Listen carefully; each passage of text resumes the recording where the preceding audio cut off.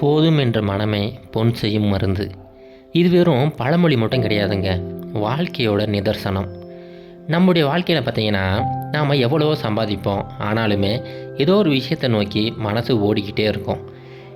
நம்ம இருக்கிறத வச்சு எப்படி மகிழ்ச்சியாக வாழலாம் அப்படிங்கிறத ஒரு சின்ன கதை மூலமாக பார்ப்போம். முன்னொரு காலத்தில் ஒரு ஊரில் ஒரு துறவி ஒருத்தர் வாழ்ந்துக்கிட்டு வந்தார். அந்த துறவி பார்த்திங்கன்னா எந்த ஒரு எதிர்பார்ப்புமே இல்லாத மக்கள் கொடுக்குறத சாப்பிட்டுக்கிட்டு ஒரு நிம்மதியான வாழ்க்கையை வாழ்ந்துக்கிட்டு வந்தார். ஒரு சமயம் அவர் தெருவில் இறங்கி நடந்து போய்கிட்டு இருந்தார். அப்படி போய்கிட்டு இருக்கும்போது வழியில் ஒரு சின்ன ரூபா நாணயத்தை பார்க்குறாரு. அதை கையில் எடுத்து பார்க்குறாரு. அது ஒரு ரூபா நாணயம்தான். சரி, இது என்ன பண்ணுறது, எனக்கு எப்படியும் பயன்படாது, வேறு யாருக்காவது தேவைப்படுறவங்களும் கொடுக்கலாம் அப்படின்னு சொல்லிட்டு அவருடைய பையில் வச்சுக்கிட்டாரு. அந்த நாணயத்தை எடுத்துக்கிட்டு அப்படியே எல்லா இடத்துலையும் போய்கிட்டே இருக்கிறாரு. ஒவ்வொரு இடத்துலையும் மக்களை சந்திக்கும் போது உண்மையிலேயே அவங்களுக்கு தேவை இருக்கா அப்படின்னு சொல்லிட்டு அவங்கள அலசி ஆராயிறாரு. அவர் ஆராய்ச்சி பார்த்ததில் நிறைய இடங்களில் நிறைய மக்கள் பார்த்திங்கன்னா அவங்களுக்கு போதுமான அளவுக்கு செல்வங்களோட வாழ்ந்துக்கிட்டு வராங்க. இவரும் நிறைய ஊர்களுக்கு போயிட்டாரு, நிறைய மக்களை சந்திச்சிட்டாரு. ஆனால் யாருக்கிட்டேயுமே இந்த நாணயத்தை கொடுக்கணும் அப்படின்னு சொல்லிட்டு அவருக்கு தோணவே இல்லை. ஏன்னா அவர் எதிர்பார்க்குற அந்த மனிதர் கண்டிப்பாக வாழ்க்கையில் இது எனக்கு போதாது அப்படின்னு நினைக்கிற மனிதராக இருக்கணும். அந்த மாதிரி ஒரு மனிதரை தான் அவர் வலை வீசி தேடிக்கிட்டு இருக்கிறாரு. அவர் ரொம்ப காலமாக ரொம்ப தூரம் தேடிட்டார். அந்த மாதிரி ஒரு மனிதரை அவர் சந்திக்கவே இல்லை.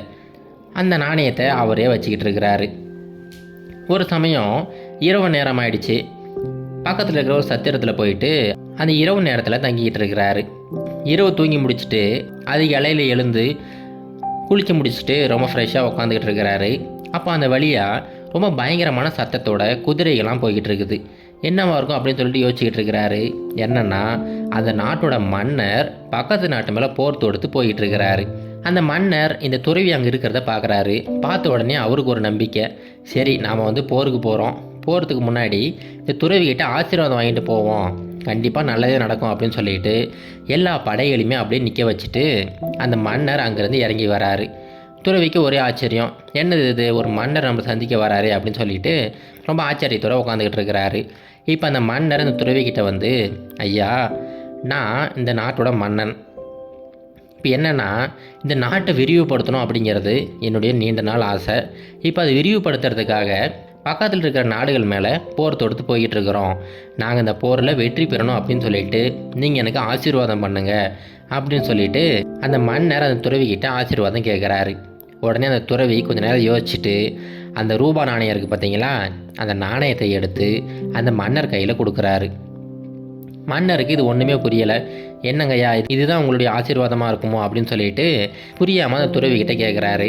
உடனே அந்த துறவி சொல்கிறாரு, அது ஒன்றும் இல்லை மன்னா, இந்த நாணயம் கொஞ்சம் நாட்களுக்கு முன்னாடி என்கிட்ட கிடச்சிச்சு.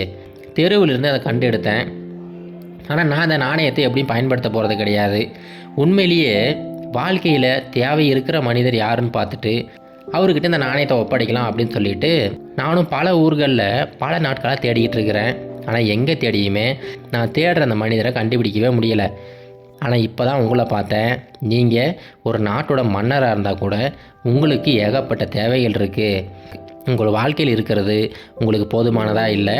அதனால தான் இந்த ரூபா நாணயம் உங்களுக்கு தான் தேவை அப்படின்னு சொல்லிட்டு அந்த நாணயத்தை அவர்கிட்ட ஒப்படைக்கிறாரு. மன்னருக்கு என்ன சொல்கிறதுனே தெரியல. மன்னர் அவருடைய செயல்களை நினச்சி அப்படி வெட்கி தலை குனிஞ்சிட்டாரு. அப்போ தான் அவர் செஞ்ச தவறை புரிஞ்சுக்கிறாரு. இதுக்கு மேலே யார் மேலேயும் நம்ம தேவையில்லாமல் போர் தொடுக்கக்கூடாது அப்படின்னு சொல்லிட்டு அந்த போருக்கு போகிற அந்த பிளானவை கேன்சல் பண்ணிவிட்டு மறுபடியும் அரண்மனைக்கு போயிடுறாரு.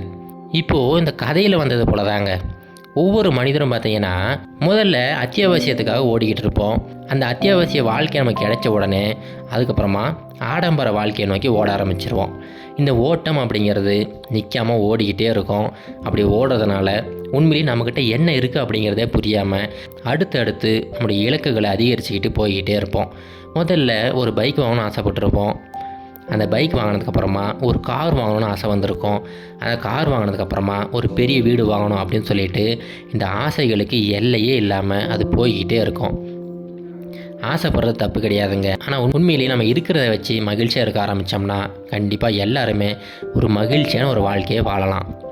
இது கரேஜ் டு மோட்டிவேஷன் கதைகள்.